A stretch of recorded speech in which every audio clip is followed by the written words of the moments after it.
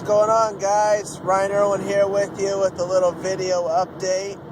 I wanted to reach out this morning and talk about something that I posted on my Facebook that seemed to get quite a bit of comments. I had a client come to me and wanted to get into bodybuilding to, and I quote, make money and get famous. And at first I thought he was joking, and then I realized he was serious. Let me say first that I am never one to discourage people from setting big, hairy, audacious goals. I think that's great. However, when you set goals, they need to be realistic, and even though you set big goals, you need to set smaller goals to help you reach those big goals.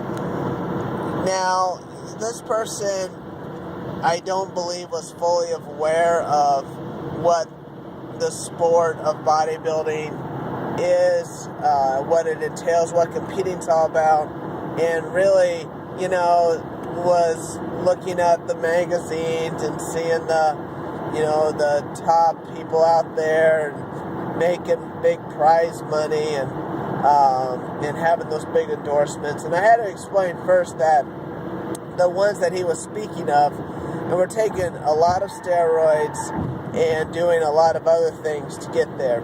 Additionally, the sport is not going to make anybody rich. It's not. You cannot rely on prize money, to make lots of money. I mean, even any sport, be it football, baseball, tennis, soccer, you name it. The top professionals are an elite status. They are a very, very, very small percentage of the population. Now, from there are others that are still professionals, but they probably have a day job. They probably do something else. Very few people can just live off of doing a sport and be successful. However, I think that a good, healthy, attainable goal is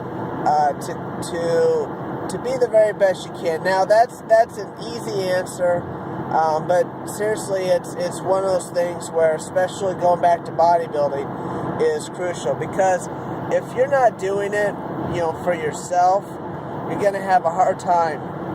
If you're dependent on always getting that number one spot or getting into the top three or becoming a professional, likely you're going to get discouraged. But if your goal there is to say, I want to look better than I did last time, or I want to get my waistline under 35 inches, or I want to hit a 200-pound bench press, or whatever it is, those are achievable goals and necessary goals to hit on the way to the big goals.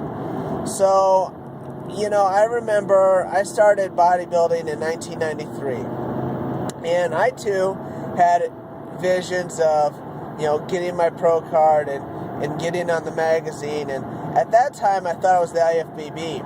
Thankfully, shortly after that, I realized that those people were on drugs, and I had to reset my goals based on that.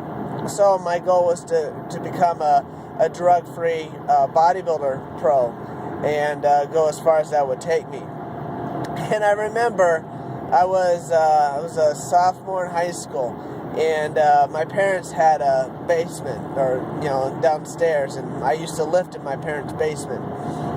And going up those stairs, I used to tell myself, I said, okay, Ryan, for every step you take is how many years it's going to take you to get your pro card. And I'd walk up those stairs, and I remember counting myself. I said, 1, 2, 3, 4. Okay, 4 years. 4 years, I'll get that pro card. I'll achieve that goal. Well, 4 years goes by, nothing. I'm making progress, and getting better, but had no pro card, no first place even. So I'm like, okay, it's going to take a little longer. So I'm still, walking up those steps, 5, 6, 7 years. 7 years, I'll get that pro card, and no, still pushing. So all the time I'm making progress, I'm getting better, getting bigger, getting positive feedback, noting that the changes that's going on. So then I keep walking, keep going up those steps. 8, 9, 10 years. So 10 years, I've started to ask myself, is this going to happen? Am I going to make this happen? Is this something that's really achievable? Or should I give up on it? Kept going, had successes. 11, 12, 13 years, and it was a big milestone for me. Now, I did a competition. We're talking 2005 now. I win my class, and I was fortunate to go into the overall and actually win the overall. Now, this was a smaller competition, was not a pro qualifier, but it gave me hope. And that really was a turning point in my career that I said, okay, this is doable, this is achievable, and you can continue on. So that was a big moment. Again, a small success on the way to bigger, lofty goals.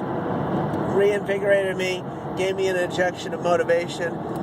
So 14, 15, 16 years, and I'm pushing hard here, and I'm making changes, and I'm working just as hard year round as I am 5 weeks out for a competition, because I knew that's what it was going to take.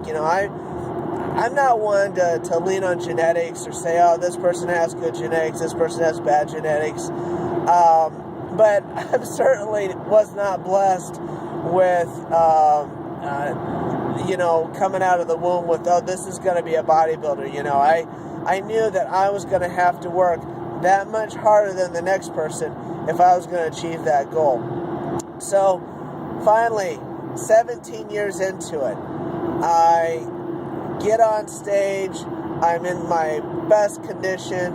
I had hired a coach, Lane Norton, worked with him for about 3 years prior, and all that time was off season. It wasn't pre-contest, it was off season, and I treated that time to grow and to get better as if it was 12 weeks pre-contest, because I knew that's what had to happen.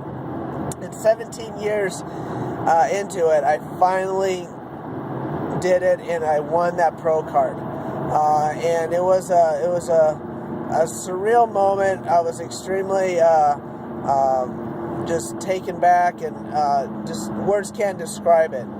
So 17 years into it, I finally get that goal of hitting my pro card. So fast forward, now what? So I'm in the pro ranks, and now I'm competing against the top professional natural bodybuilders of the world. Okay, I've reset my goals. I am now the underdog, and quite the underdog. I mean, I'm usually the lightest guy in the field, and so I'm going up against guys that are much larger than me, and genetically are just amazing. Been doing this for years, and I'm honored to be on stage with them. So now my goals are to look like I belong on stage with them. Okay, I've only placed in one pro competition. I placed 5th. Very proud of that medal. And but other than that, I've been in the bottom rung of those competitions, and I'm okay with that. I realized going into it that, again, I've achieved a big goal, and now it's about me becoming the best me I can. And it's one of those things there that I get satisfaction out of that.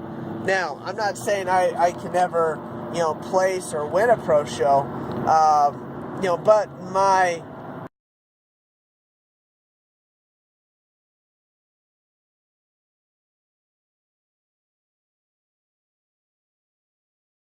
mentioned at the beginning of this video, I think it's crucial that as you're setting goals, make sure that they're the right goals. Make sure they're goals that, not that you can't achieve, but more importantly, things that you can internalize and show progress. Money, fortune, fame, that's not healthy. That's not the reason I don't think you should do anything. I mean, you should do it because of the way it makes you feel. It's the the legacy you can leave. It's how you can help others.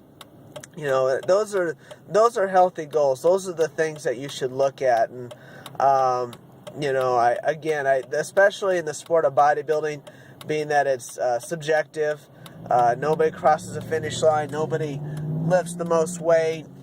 Nobody, jumps the highest. So I think that it's even more important to have those goals set in that manner in a sport such as that. So again, just a little bit of a rant after some Facebook information, and I just want to kind of give you some testimony as far as my views on that and what I think some healthy ways to achieve the very best you can be. So until then, make every day count.